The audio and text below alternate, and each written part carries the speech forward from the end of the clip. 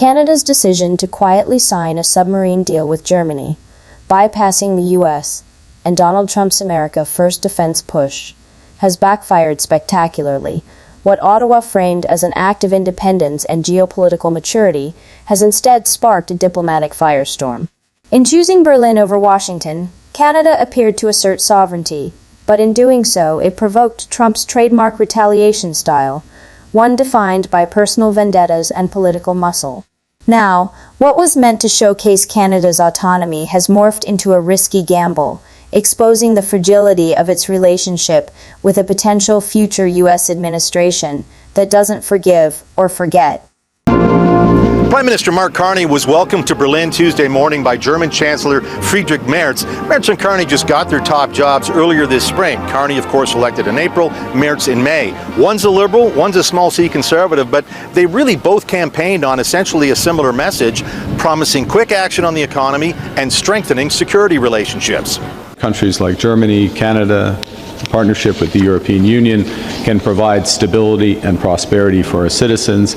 And so, after about an hour and a half or so of meetings, both men emerged to say they've got some deals done. First, Canada and Germany are going to have signed a critical minerals partnership that will see Canadian critical minerals produced and developed for export markets. Second, Canada and Germany say they're going to get serious about finding ways to export Canadian liquefied natural gas to German markets. Details TBD. But the big commercial and defense news of the day was all about submarines. The Royal Canadian Navy is in the market right now for 12 new subs, and Canada announced today that it has narrowed down the potential bidders or suppliers for those subs to two companies, one in South Korea, a Hanwha Ocean company, and the other a German-Norwegian consortium headed up by ThyssenKrupp Marine Systems. Canada is not buying nuclear submarines, but both the German-Norwegian consortium and the Koreans, they can build... During his visit to Berlin, Canadian Prime Minister Mark Carney and German Chancellor Friedrich Merz, both newly appointed leaders this year, demonstrated a strong alignment on economic and security priorities. Despite coming from different political backgrounds, both emphasized rapid economic recovery and the strengthening of defense partnerships. After a closed-door meeting lasting more than an hour and a half, the two announced a strategic minerals agreement, allowing Canada to extract and export key mineral resources to the German market, alongside a pledge to expand cooperation on liquefied natural gas (NG) exports. However, the real focus of the trip lay in defense. Canada unveiled plans to purchase 12 new submarines, drawing interest from both South Korea and a German-Norwegian consortium led by Thyssen Marine Systems. While Canada is not pursuing nuclear-powered submarines, the proposed models are capable of remaining submerged for up to 21 days, reflecting Ottawa's ambition to modernize its naval capabilities and reinforce its strategic presence in the Arctic, as well as within its international alliances. Have that if you're going to operate under Arctic ice using a combination of diesel and battery power. Canada's also asking both these manufacturers, you got to make sure you build these subs so that they can fire ballistic missiles. Now, Canada right now has just 4 submarines, all of them bought from the British, used back in 1998, and those subs are going to have to be decommissioned in 2035, and that's a relatively narrow window in defense procurement terms, so Canada needs to pull the trigger quickly to choose between the Germans or the South Koreans for these subs. Now, one of the conditions of the contract Canada will sign is this. This is going to be one of the biggest procurement projects ever in Canadian military history. It could be $20–25 billion, and whatever Canada spends, Canada will require the winning bidder to invest back into Canada, most likely in the form of supply contracts, maintenance contracts, or parts contracts. David Aiken. To operate beneath Arctic ice, Canada needs submarines with exceptional power, endurance, and precision, combining diesel and battery systems built for long, cold missions. Ottawa has made clear that the next fleet must also be capable of launching ballistic missiles, signaling a major step up in the country's naval capabilities. At present, Canada operates just 4 aging submarines, all purchased second-hand from Britain in 1998, and they're set to retire by 2035, a tight timeline in the world of defense procurement. That means Canada must act quickly to choose between German and South Korean shipbuilders for this next-generation fleet. valued between $20 and $25 billion. The deal ranks among the largest defense procurements in Canadian history. But there's a catch.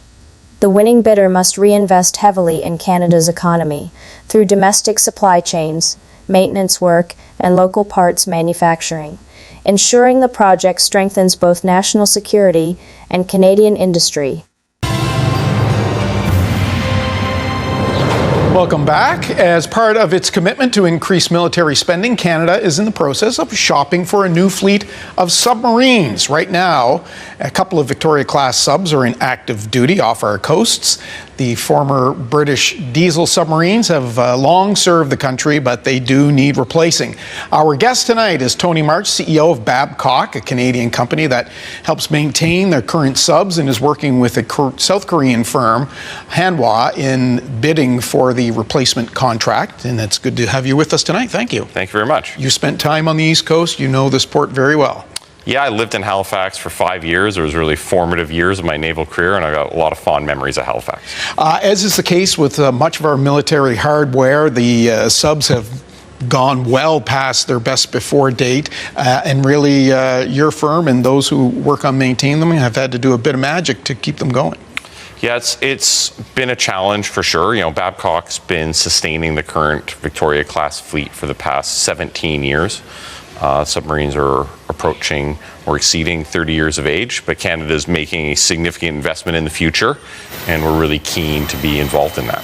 Something the Navy, of course, has wanted for quite some time. Canada is ramping up its military spending and preparing to replace its aging fleet of submarines. Currently, only a few Victoria-class vessels, former British diesel subs, remain in active service off Canada's coasts. They've served well, but after 3 decades, they're long past their prime. Tony March, CEO of Babcock, joined the discussion tonight.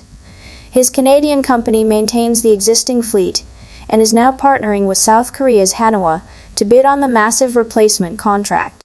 March, who spent 5 years in Halifax during his naval career, described the effort to keep the aging subs operational as a real challenge. Babcock has sustained the Victoria-class fleet for 17 years, but the submarines are now nearing or exceeding 30 years of service. Still, he said, Canada is making a significant investment in the future, and we're keen to be part of it. For the Royal Canadian Navy, that future could include an entirely new fleet, potentially up to 12 state-of-the-art submarines designed to meet the demands of modern defense. They're looking for up to 12 submarines. That's the operational requirement, and we're keen to continue to support that. What would a new fleet of submarines allow the Navy to do that, say, it can't do now? I think, you're getting more. This is a tripling of the fleet, going from a current fleet size of 4 to 12. So that allows a consistent, persistent presence on both coasts as well as into the... Look at the timeline here.